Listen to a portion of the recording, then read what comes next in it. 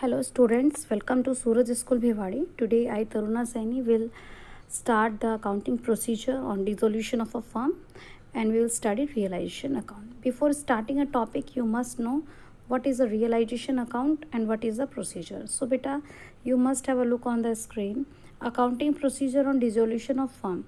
तो आपके पास यहाँ पे 4 स्टेप्स होंगे और बोर्ड में जब क्वेश्चन आएगा तो नॉर्मली कैसे आता है, या तो रियलाइजेशन अकाउंट से ही 6 मार्क्स का क्वेश्चन पूछ लेता है, ठीक है, या इन चारों से रिलेटेड कोई भी 6 एंट्रीज पूछ लेता है और बहुत ही रेयर चांस ऐसा होता है कि चारों ही चीज़ें पूछे, लेकिन जो फुल लेंथ का क्वेश्चन बनता है उसमें एक ही क्वेश्चन में ये चारों चीज़ें बनवाते हैं।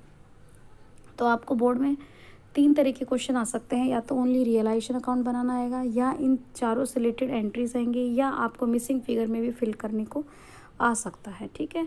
तो सबसे पहले हम बात करते हैं रियलाइजेशन अकाउंट की। अभी तक के चैप्टर्स में हमने रीवैल्यूएशन अकाउंट के बारे में पढ़ा था। किसके बारे में पढ़ा था? रीवैल्यूएशन अकाउंट के बारे में।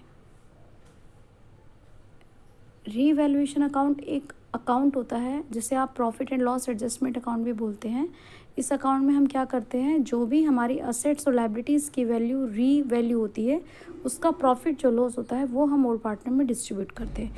यानी कि रीवैल्यूएशन अकाउंट हम तब बनाते हैं जब हमारी असेट्स और लायबिलिटीज़ की वैल्यू रीवैल्यू होती है, आइदर इंक्रीज और decrease in the value of the assets और liabilities. But here what we are doing, we are closing our business, we are closing our business, so there is no need of preparing balance sheet.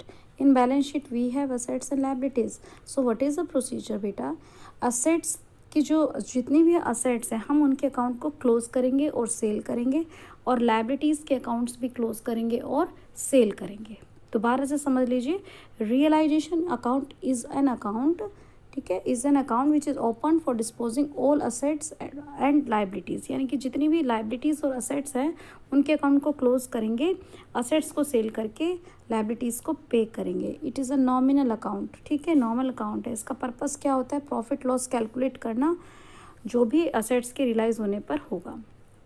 तो आपके इसमें 5 काम हो गए बेटा। कौन कौन से काम हो गए रियलाइजेशन अकाउंट में?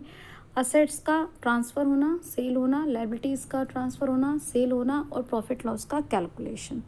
तो आपका जो फर्स्ट है वो क्या है, आप असेट अकाउंट को क्लोज करते हो। तो आप 12th के स्टूडेंट्स हो, आपको पता है कि असेट अकाउंट का जो नॉर्मल बैलेंस होता है वो डेबिट होता है। अकाउंट क्लोज करेंगे तो क्रेडिट हो जाएगा, और कौन से अकाउंट में डेबिट हो जाएगा? एक न्यू अकाउंट ओपन करेंगे, रियलाइजेशन, यानी कि सारी असेट्स को हम किस अकाउंट में ट्रांसफ़र कर देंगे? रियलाइजेशन अकाउंट में। देन बेटा आपका आता है कि कौन कौन सी असेट आपको ट्रांसफ़र करनी है। तो आपको इस बात का ध्यान रखना है, only those assets which can be converted into cash are transferred. केवल वही असेट्स जिसे आप कैश में ट्रांसफ़र कर सकते हो उसे ही आप रियलाइजेशन अकाउंट में ट्रांसफ़र करोगे। अब आपको ध्यान देना है कि अगर असेट साइड आपका P&L का डेबिट बैलेंस या डेफर्ड रेवेन्यू एक्सपेंडिचर है तो वो आपको ट्रांसफ़र नहीं करना है, वो आपको पार्टनर के कैपिटल अकाउंट में ट्रांसफ़र करना है। तो 1 मार्क में क्वेश्चन आ सकता है कि is there any asset which is not transfer to the realization account? Yes.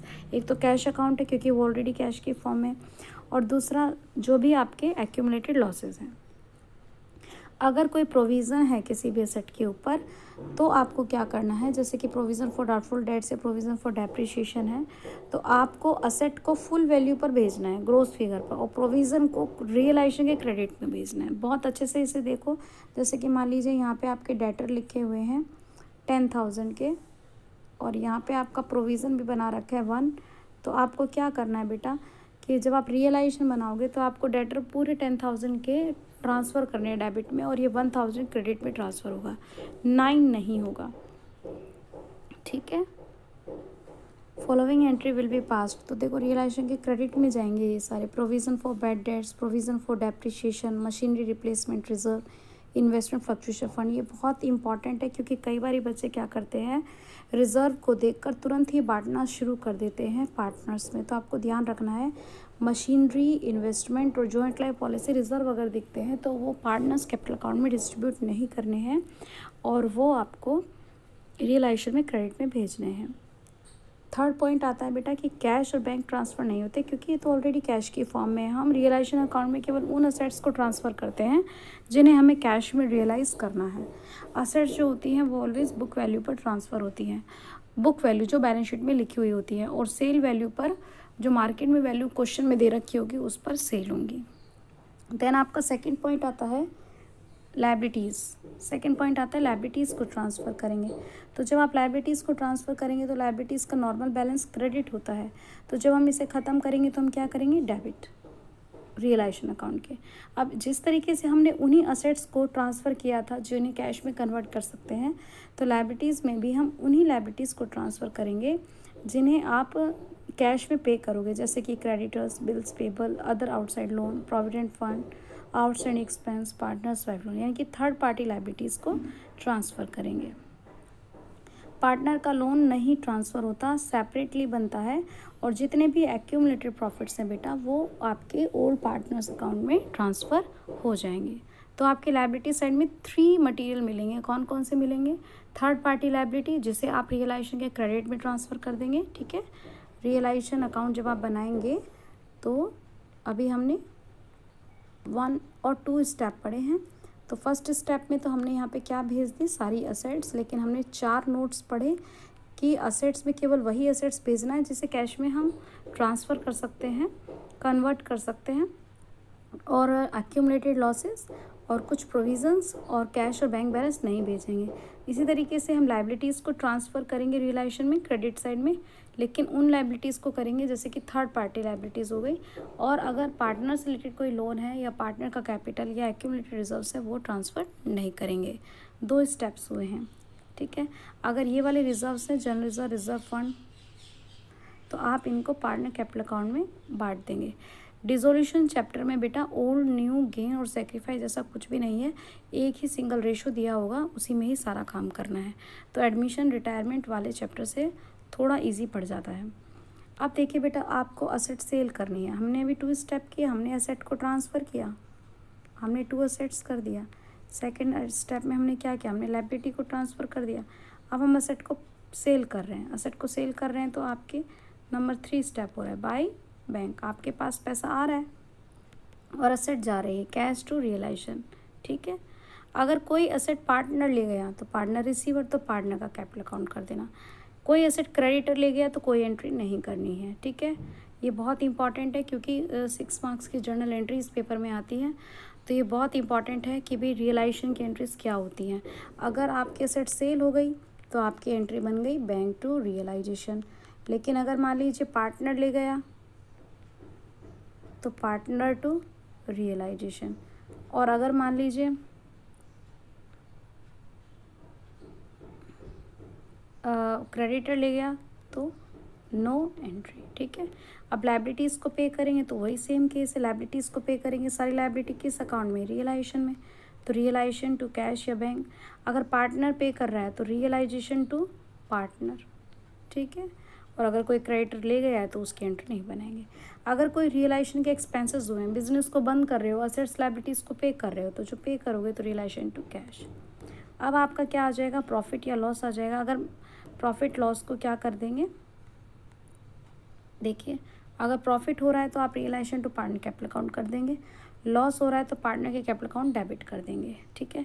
एक ये वाला इंपॉर्टेंट पॉइंट है बेटा, एग्ज़ाम में बहुत आता है ये, कि रियलाइजेशन के एक्सपेंसेस अगर हमने पे कर दिए तो रियलाइजेशन टू क्या हो जाएगा, कैश हो जाएगा। लेकिन अगर पार्टनर ने किए तो पार्टनर की तरफ लायबिलिटी बन गई तो रियलाइजेशन टू पार्टनर। अगर रियलाइजेशन के जो एक्सपेंस है वो fix amount, when the firm has agree to pay a fix amount, अगर फिक्स अमाउंट पे कर रहे हैं पार्टनर को, उसको रिम्यूनरेशन देना है, तो भी रिलेशन टू पार्टनर्स कैपिटल। लेकिन अगर मान लीजिए पार्टनर को देने थे लेकिन फर्म ने पे कर दिए, तो partner capital to cash to bank. Firm की पॉकेट से मनी गया तो बैंक क्रेडिट, और पार्टनर हमें देगा वो हमारा डेटर है। और अगर रियलाइजेशन के एक्सपेंस जो हैं वो पार्टनर को ही बियर करने थे, उसे ही पे करने थे, तो हम कोई एंट्री नहीं करेंगे। वेरी वेरी इंपॉर्टेंट है, यहाँ से क्वेश्चन जर्नल एंट्री ज़रूर बनती है, बहुत इंपॉर्टेंट टॉपिक है। ये फॉर्मेट आप देख लें बेटा, फॉर्मेट ऑफ रियलाइजेशन अकाउंट। सबसे फर्स्ट नंबर पे हमने सारी एसेट्स को ट्रांसफ़र किया था, सेकंड स्टेप में सारी लायबिलिटीज़ को ट्रांसफ़र किया था, ठीक है। उसके बाद में थर्ड नंबर पर हमने क्या किया था, सेल किया था असेट को। फोर्थ नंबर पर लायबिलिटीज़ को पे किया था, ये लायबिलिटीज़ पे हो रही हैं। फिफ्थ नंबर पर एक्सपेंसेस पे किया था, ठीक है। और पार्टनर कैपिटल अकाउंट में अगर लॉस आएगा तो हम पे कर देंगे, और अगर प्रॉफिट आएगा तो पे कर देंगे, पार्ट अकाउंट में ट्रांसफ़र कर देंगे। रिवैल्यूएशन और रियलाइजेशन अकाउंट में डिफरेंस आपको अच्छे से पता है। व्हेन प्रिपेयर आपका रिवैल्यूएशन अकाउंट कब प्रिपेयर होता है? रिवैल्यूएशन अकाउंट प्रिपेयर होता है एडमिशन, रिटायरमेंट, डेथ पर, और रियलाइजेशन डिसोल्यूशन पर। इसका पर्पस क्या है? रीवैल्यू करना होता है, और यहाँ पे इसका पर्पस होता है कि एसेट्स और लायबिलिटीज़ को डिस्पोज करना। Result even after the preparation of revaluation account, firm चलती रहती है, यहाँ पे क्या हो जाती है? फर्म बंद हो जाती है। Value of assets and liabilities recorded, हाँ रिकॉर्ड करते हैं, और यहाँ पर तो अकाउंट ही क्लोज हो जाते हैं। वैन प्रिपेयर्ड कई बार बनता है, और ये जब बिजनेस ख़त्म होता है तभी बनता है। I hope that you understand. See in the book, study from the book. If any doubt, then ask me. Thank you so much.